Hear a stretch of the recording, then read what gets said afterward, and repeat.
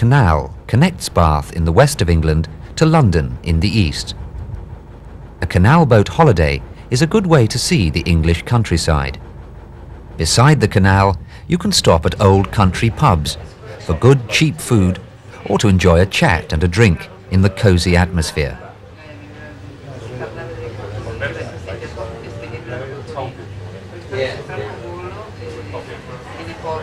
In summer, cricket is played in towns and villages all over England. There's a lot to see in this part of England. The oldest monument is Stonehenge, built 3,000 years before the Romans came.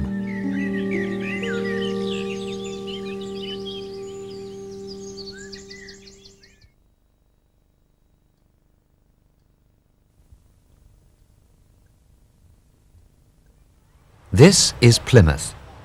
Around the world there are nearly 40 other Plymouths, all named by people who sailed from here in the 16th and 17th centuries. At that time, the other great sea power was Spain. In 1588, Spanish ships attacked England. The English ships were under Sir Francis Drake, Plymouth's hero. Drake was playing a game of bowls when he heard the news. "There is time," he said, "to finish the game and to win the battle."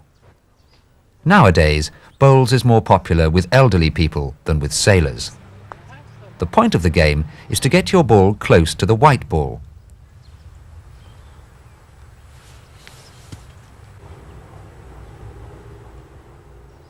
Good try, madam, but the other was better. In the early 17th century, men and women left from here to build a new life in America. The people who sailed to America on the Mayflower were religious refugees. In America, they named their new home Plymouth. It's now a town in the state of Massachusetts.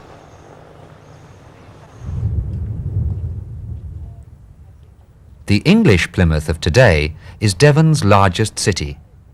It's an interesting city to visit, and many of the houses overlooking the sea are hotels, guest houses, or bed and breakfasts. A bed and breakfast is a private house which offers a room and breakfast. Guest houses are like hotels, but usually smaller and cheaper.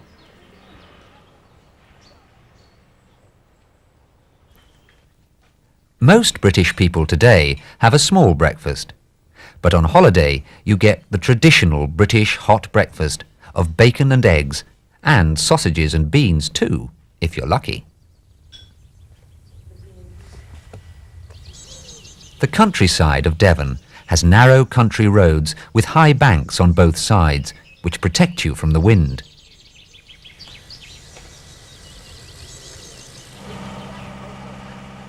Devon is a green, hilly county with many rivers and estuaries. On the south coast, these tidal estuaries run inland for 5 or 6 kilometres between the fields and woods.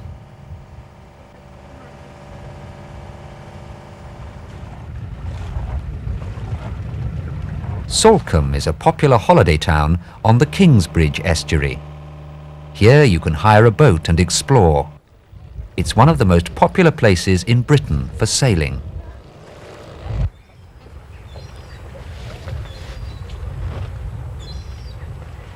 One reason for its popularity is the climate. This area is the southernmost part of Britain, so it's a little warmer than elsewhere. Another good thing is the absence of big modern hotels. They are not allowed in this protected area of natural beauty.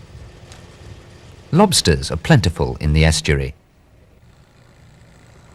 They're collected in this holding pen and then taken in for sale to Salcombe's restaurants and pubs.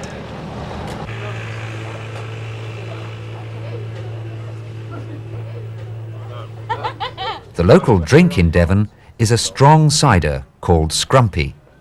It's made from apples using a traditional process.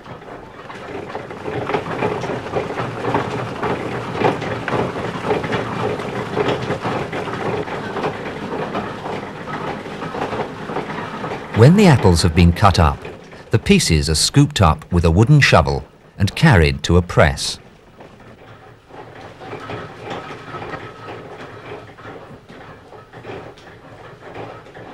The pieces are spread by hand into a thick, flat layer of apple.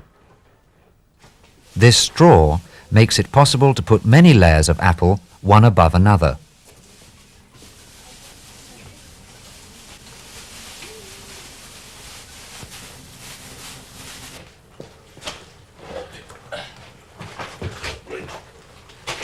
The lid of the press is placed on top, making a giant sandwich.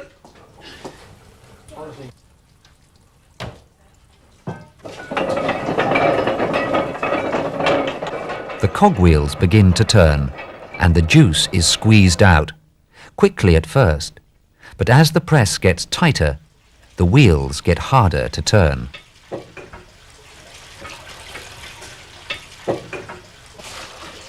Now the apple layers have been pressed almost as far as they can go. But there's still a bit of juice in these pieces around the edge. They'll go back into the press until the last drop of juice has come out.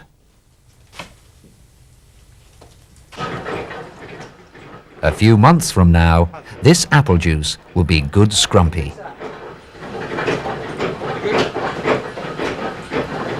That's lovely.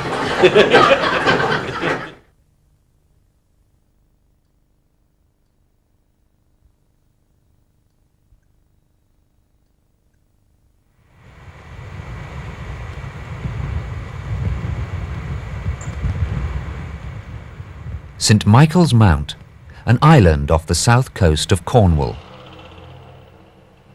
When the water is low, you can walk along a stone road from the island to the mainland. But at high tide, the people who live here must use the ferry.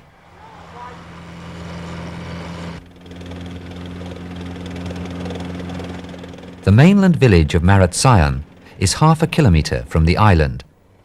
It has no harbour, so a special kind of ferry is needed. It's called a duck because, like a duck, it can go on land or sea.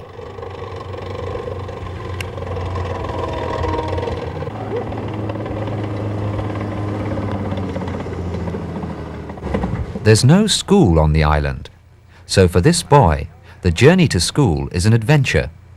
And if the weather's bad, he has the perfect excuse for being late.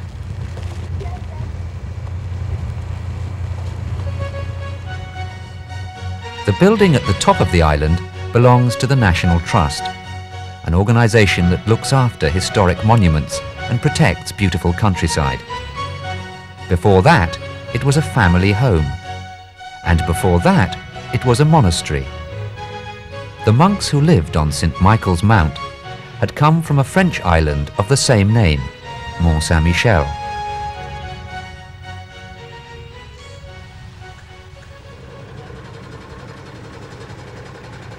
Living in Cornwall is almost like living on an island. You are never more than 25 kilometres from the sea.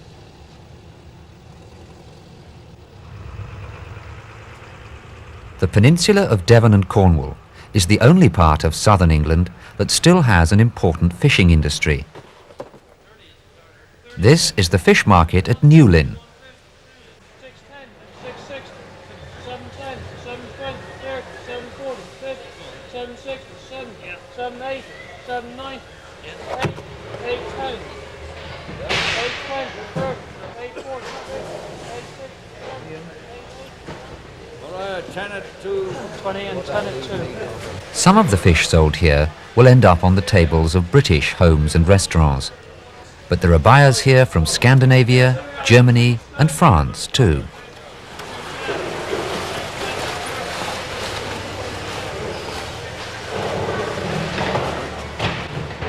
These are the ruins of a Cornish industry that has almost disappeared. It's hard to guess what the buildings were. In fact, they were mines. 100 years ago, Cornwall had 600 copper, tin, lead and zinc mines. This may look like a ruin, but in fact it's a modern open-air theatre. It's not far from Land's End, the most westerly point in Britain. where the Atlantic Ocean crashes against the hard grey rocks and cliffs.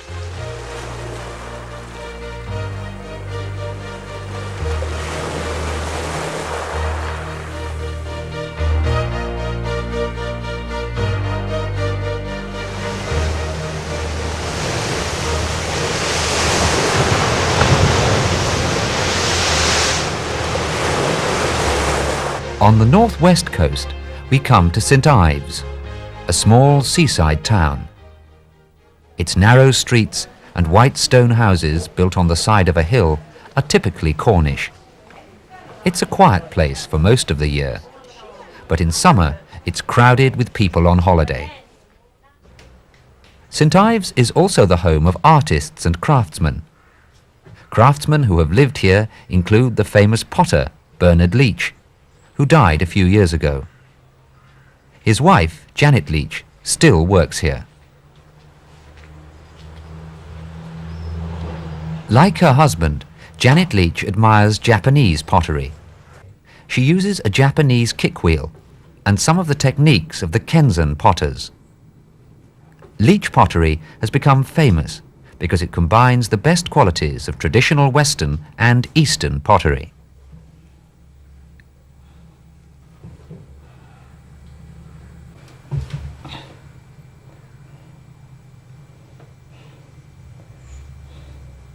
It's about as thin as it needs to be now, I think.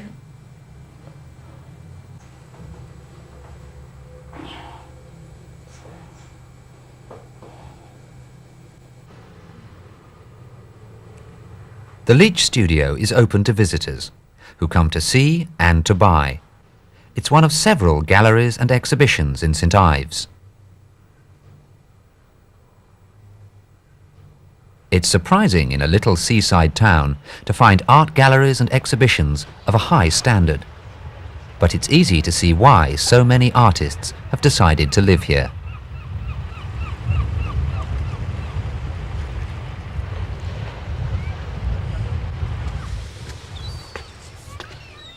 When people think of 20th century art, they often think of abstract art. One of the leaders of the abstract movement in British sculpture lived here. Barbara Hepworth came here from London in 1940 to find the piece that she needed for her work. When she died here, she wanted her home, studio and garden to be open for everybody to visit.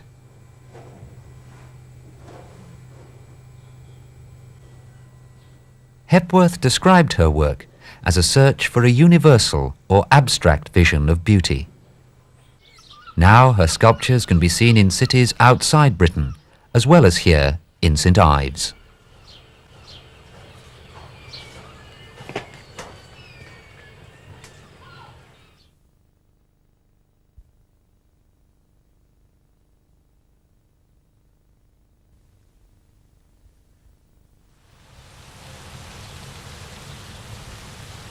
Only 60 kilometres from London, Brighton's nickname in the 19th century was London by the Sea.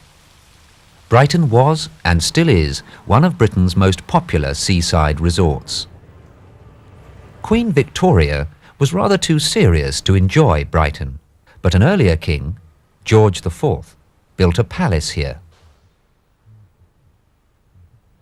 Now elegant buildings stand beside popular seaside entertainments. This mixture gives Brighton its special character. It's all free. You've got one, grab two. Right, have shake hands then. Or do you want to shake hands then? Yeah.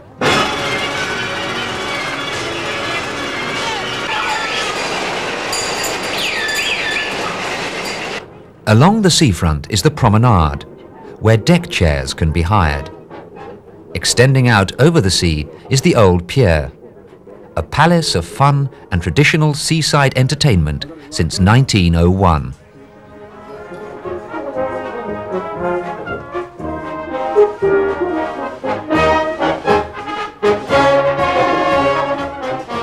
Rock is a kind of sweet. It's very hard and tastes of peppermint sugar. Another name for this is a chippy. It's where you buy the traditional British takeaway snack. Or you can eat it in the chippy. Along beside the beach goes the oldest electric train in Britain. It was first used in 1883, long before the days of the bikini and the all-over suntan.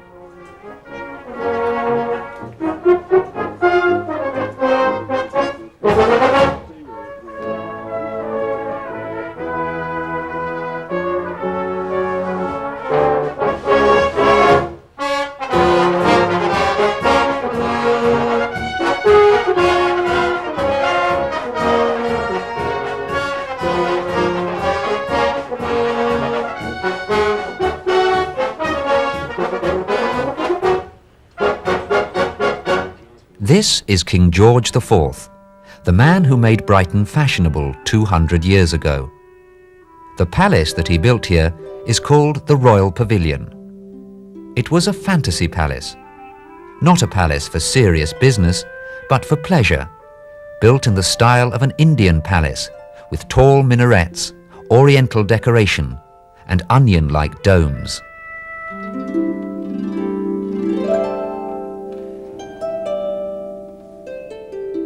Inside, the rooms are richly decorated in Chinese style.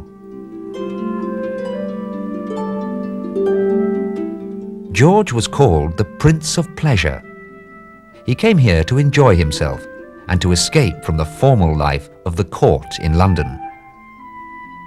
In this room, a huge silver dragon holds a